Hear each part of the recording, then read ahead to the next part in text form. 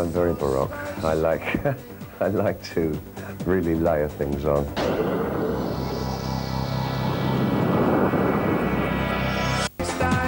I have absolutely nothing to say about the new album.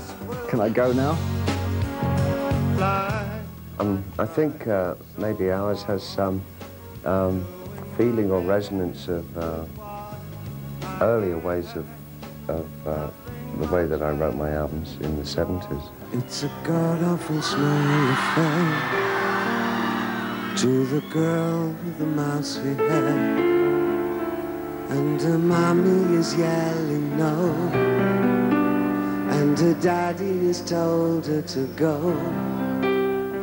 I don't think it slavishly copies them, but I think it... the connection is probably that I wrote the songs in a similar way to the way that I used to write back then. You want to try that again, Mark, that amp out there is not very loud. Are we going to go for that again, Marcus? Yeah, we'll go again.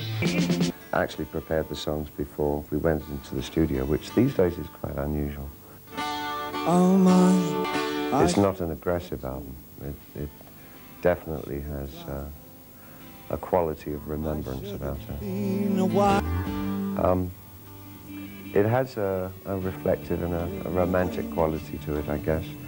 So I suppose that it feels more like a personalized album than many of the albums that I've done this last 10 years, in the 90s anyway.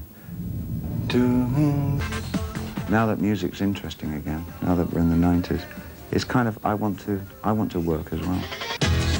And I think by the time we sort of crawled into the 90s, I really felt like I was back writing at full strength again. I just think that most of what I've done in the 90s,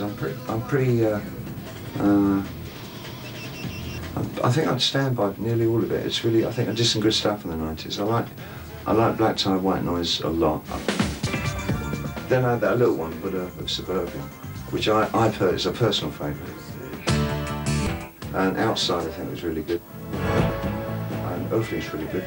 And they're all four of them my best albums since Scary Monsters.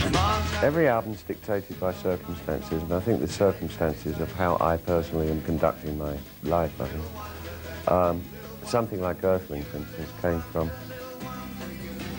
really the fact that myself and my band have been performing outside in festival situations for a whole summer. And we'd become a fairly aggressive unit, which was exciting, and there was a lot of adrenaline flowing, you know, and it was really, we were really pumping out hard, playing at incredibly loud volumes in front of many, many thousands of people. So the whole direction of that year was sort of dictated by that experience, and Earthling came out of that. Now I've been off the road for actually quite some time, and so things have really calmed down for me, and around me it's gotten quite quiet.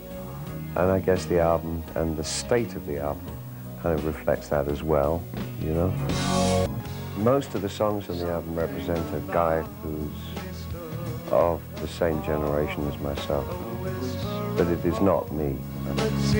I tabled the idea that we should possibly have an encounter between the young David Bowie and this age David Bowie. So we're going to recreate those two situations. They interconnect with each other in their lives, but aren't really existing on the same plane. It has aspects of myself, and I think all writers draw from their own experiences. But it's also, it's informed by observations of other guys about my age, and maybe who've had slightly a more resigned attitude to the lives that they've lived, and know that they can't start anything over again, but and nothing really has become much of anything during the course of their existence. So there's a sense of poignancy and sadness about characters. I think you kind of realize at a certain stage, when you've done 25, 30 albums, that you kind of, there's a lot for you to actually draw from within yourself. I think you find you don't need to go that much outside of what you've done. You can do a lot of self-referring work on it, you know. And I guess it's very postmodernist to do that. I'm presumably David Bowie, and you can see this on TV. There are missed opportunities on the album and disappointments, but these are the missed opportunities and disappointments of this character. They're not my missed opportunities. Hard for me to actually think of an opportunity that I missed, because I tended to jump at everything all the time. He who flies highest is he who doesn't know where he's going. During the 80s, I really couldn't give a damn. It just felt all so fat and flaccid. I didn't really feel anything to kind of fight against. I'm a contender. I really am. I really like to sort of be in there punching.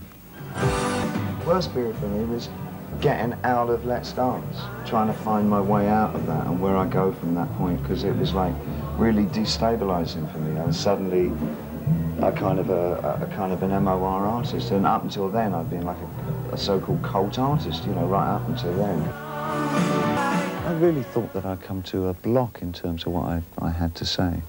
After the 1983 with Let's Dance, I found that I was in a real dilemma, because for the first time in my life I was sort of an accepted, almost establishment artist, and up until that point I'd been something of a cult artist, you know. I think I was fairly lured by the idea of that kind of international fame, and it seemed like, you know, I wasn't quite willing to break out of that trap myself quite so easily. I thought, well, I'll have another stab at this kind of thing, because this is exhilarating. I'm usually led by my enthusiasms, some of which may be very short-lived, but I usually try and exploit those enthusiasms when I have them, because I've really never wanted to look back on life and say, I wish I'd done this or I wish I'd done that. And compared to most, I think I've been luckier, or maybe just more adventurous, and jumped at all the things that I wanted to do without really thinking about the consequences, which is sometimes a good thing to do and sometimes not a good thing to do. But there you go. 70s, I became a space traveler, I think, and I drifted around the universe for the first half of it, and gradually made a descent onto what I believed was Earth. Firstly, I was playing saxophone, and I was trying to make up my mind whether I wanted to play rock and roll or jazz, and as I wasn't very good at jazz, and I could fake it pretty well in rock and roll, so I played rock and roll. I think I was probably a really troubled young man. I was always bitterly discontented with everything I wrote. I've never, to this day, been completely satisfied with anything I've written. I see great vast holes in it.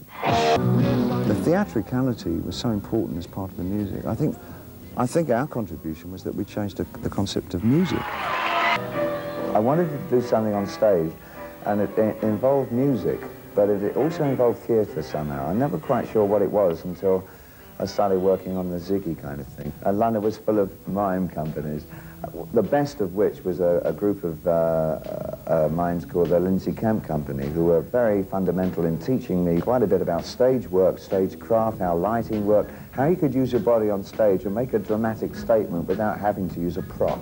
I'm very baroque. I like to really layer things on, so I don't think this stage will last for very long. Wiseness comes in a strange way. I mean, it's sort of, my wiseness tells me to take more chances, so I'm not sure how wise that is, really. Older? Yeah, you know, I am definitely older. I worked that out. That was because I was 49 before. So it does mean that definitely that I'm getting older.